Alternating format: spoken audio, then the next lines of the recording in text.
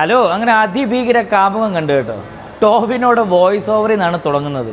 എന്നാ ഊമ്പിയ പടമാണ് എടുത്തു വെച്ചേക്കുന്നത്. ഇതേപോലുള്ള പടത്തിൻ്റെ സ്ക്രിപ്റ്റുമായിട്ട് പ്രൊഡ്യൂസേഴ്സിൻ്റെ അടുത്ത് പോകുമ്പോഴത്തേക്ക് എങ്ങനെയാണ് പ്രൊഡ്യൂസേഴ്സ് ഇതേപോലുള്ള മൂഞ്ചിയ പടത്തിന് പൈസ ഇൻവെസ്റ്റ് ചെയ്യുന്നത് എനിക്കൊരു പിടിയും കിട്ടുന്നില്ല. ലുക്മാൻ്റെ അരോചകമായ പെർഫോമൻസ് കണ്ടിട്ട് എനിക്ക് ചിരിയാണ് വന്നത് കേട്ടോ. ലുക്മാൻ്റെ മാത്രമല്ല, അശ്വിൻ എന്ന് പറഞ്ഞാൽ കോമഡി ആക്ടർ ഉണ്ടല്ലോ, അജു വർഗീസിന് റീപ്ലേസ്മെൻ്റ് ആണെന്നാണ് വിചാരം. പക്ഷേ ഒത്തില്ല. അതേപോലെ തന്നെ സ്റ്റോറി, മ്യൂസിക് ആണെങ്കിൽ പള്ളിയിലെ കൊയർ വായിക്കുന്ന പോലെയാണ് മ്യൂസിക്. ഡയറക്ഷനും സിനിമാറ്റോഗ്രഫിയും പിന്നെ പറയേണ്ട ആവശ്യമില്ല. സീരിയൽ എടുക്കുന്ന പോലെ ഉണ്ട് സിനിമാറ്റോഗ്രഫി. ലുക്മാൻ്റെ പെർഫോമൻസേ കൂടെയായിരുന്നു. പിന്നെ ആക്ട്രസിൻ്റെ പെർഫോമൻസിനെ കുറിച്ച് പറയേണ്ട ആവശ്യമില്ലല്ലോ. ദൃശ്യ എന്ന് പറഞ്ഞാൽ ഏതോ പുതിയൊരു ആക്ട്രസ് ആണ്. പടത്തിൻ്റെ സ്റ്റോറി എന്താണ്? പ്രേമലുവിൽ അതേ ഒരു സ്റ്റോറിയാണ്. അതായത് പെണ്ണ് റിജക്ട് ചെയ്യുന്നു, ആണ് പുറകെ നടക്കുന്നു, ശല്യപ്പെടുത്തുന്നു, ലാസ്റ്റ് ഇതിനകത്ത് പിന്നെ ട്വിസ്റ്റ് എന്ന് വെച്ചാൽ ആണ് വെറുതെ വിടുന്നു. ഇതേപോലുള്ള മൂഞ്ച പടങ്ങൾ തിയേറ്റർ വന്ന് കാണാതിരിക്കുന്നതാണ് നല്ലത്. യൂട്യൂബിൽ പോലും കണ്ടോണ്ടിരിക്കാൻ പറ്റത്തില്ല, അത്രയ്ക്കും അസഹനീയമാണ്. ഈ പടത്തിന് 5-ൽ 1 കൊടുക്കാൻ ഉദ്ദേശിക്കുന്നില്ല. അപ്പോൾ ഇതേപോലുള്ള റിവ്യൂ ആയിട്ട് വരുന്നവരെ take care, bye bye. Mumbai കാ മല്ലു ഫ്രം ബഹ്റൈൻ.